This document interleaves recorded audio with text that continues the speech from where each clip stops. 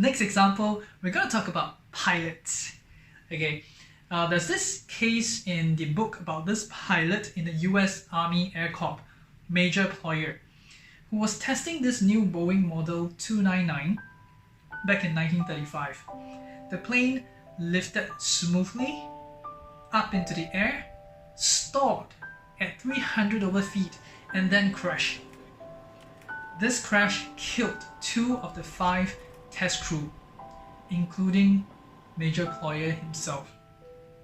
Now, the result of the investigation was that it was not a mechanical fault or failure, but rather of pilot error.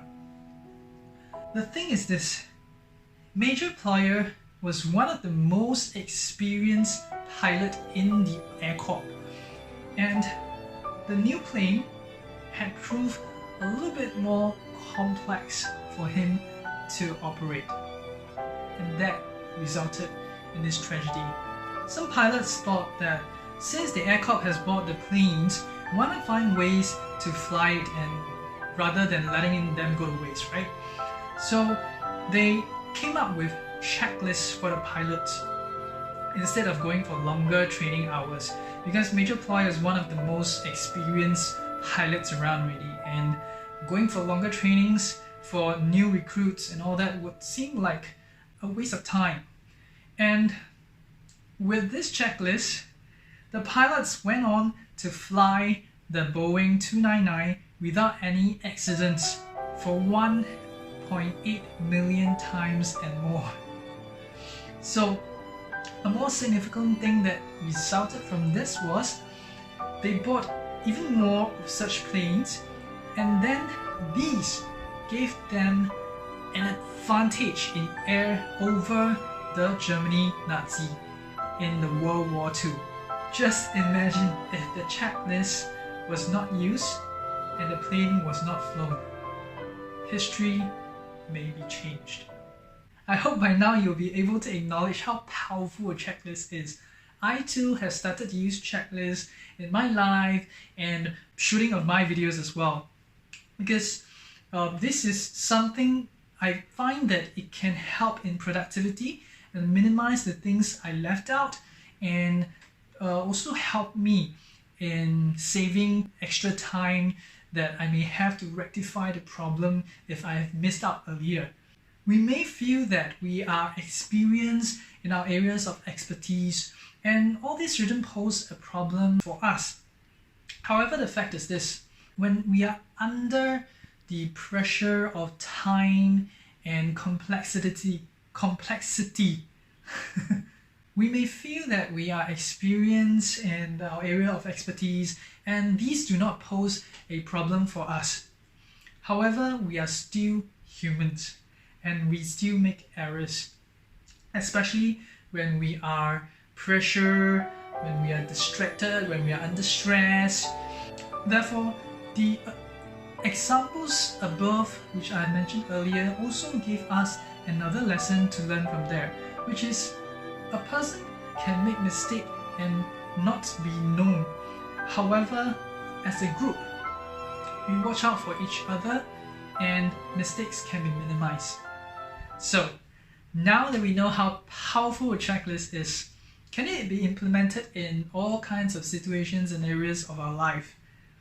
Here is where the author shares with us the 3 different kinds of problems in the world. 1 is the simple, 2, complicated, 3, complex.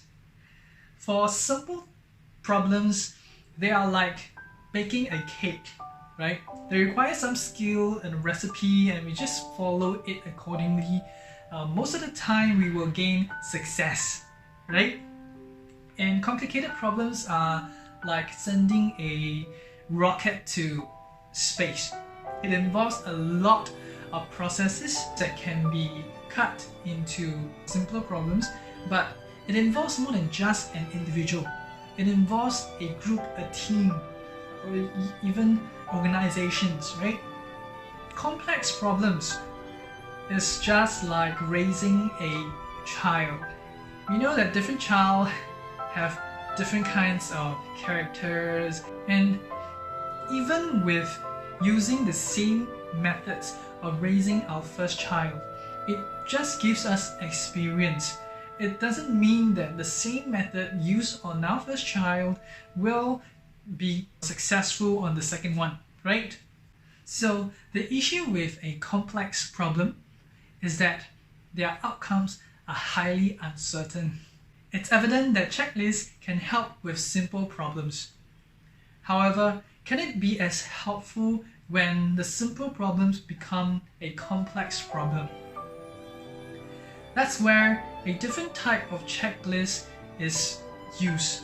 Okay, this type of checklist does not involve what kind of task to do, but rather it involves the communication between different specialists working on the same project together whenever some hiccups have happened in the project.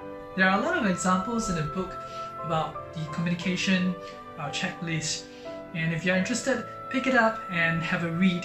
So for now, we're going to go into how to create a good checklist. So the author provided us with 6 tips on how to create a good checklist. Let's take a look at the first one. To define a clear situation on where the checklist will be used. Now, for example, the aviation checklist, which was mentioned in the book, was a very thick one.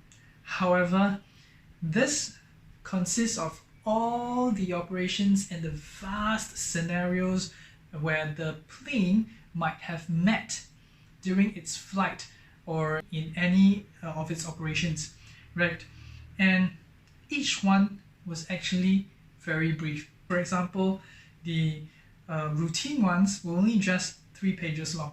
Second is to decide whether to use a do confirm checklist or a read do checklist. Okay, a do confirm checklist is like people are doing their task from their memory and experience and then stop, read through the checklist and tick everything to make sure that nothing is missed out. Read do checklist is a person will read and the other person will do, and then they will tick it off once it's done, right? So in these 2 checklists, make sure you use an appropriate checklist for the appropriate situation. Okay? And third, it should not be too lengthy. The guideline is to keep it between 5 to 9 lines, and however, depending on the situation, it may go beyond, but as far as possible, keep it to these critical items. Fourth, wordings should be simple and exact, straight to the point where anyone in your profession would know what you are talking about. Fifth is that it should be free of clutter and unnecessary colors and use upper and lower case for the ease of reading. Last but not least, 6, the checklist must be used in the real world. And this is crucial because it could be more complicated than we expected it to be. We need to use it, obtain feedback, and refine it in the process to make sure that the checklist works consistently. This will make our checklist even more valuable to us. In summary, the checklist can help us in a lot of areas in our life and work. And in the book, there are a lot of case studies ranging from medical to aviation to retail, restaurants, construction, and even investments. So if you're interested to take a look at all of these case studies, go grab the book and check it out. I hope we can all acknowledge the usefulness of this concept of introducing a checklist, be it in our lives or in our work, and see how it can help us to be more productive in whatever we are doing. This ends the video series of this book, The Checklist Manifesto by Dr. Abdul Gawand. I thank you for watching. Wish you well and see you in the next video. I hope this video has brought value to you. If it did, give me a thumbs up, comment below, or share it with a friend you care about, because you're not just sharing a video, you're sharing content that could make a difference in people's lives. And remember to hit the subscribe button or the notification bell to be notified of my weekly learnings from the books I've read on relationship, business, and personal development. Thank you. Do check out these other books I've reviewed. I hope they'll bring more value to you and inspire you to bring out your best potential. If you like this, hit the subscribe button and be part of the journey to inspire learning. Leon here, wishing you well and see you in the next video.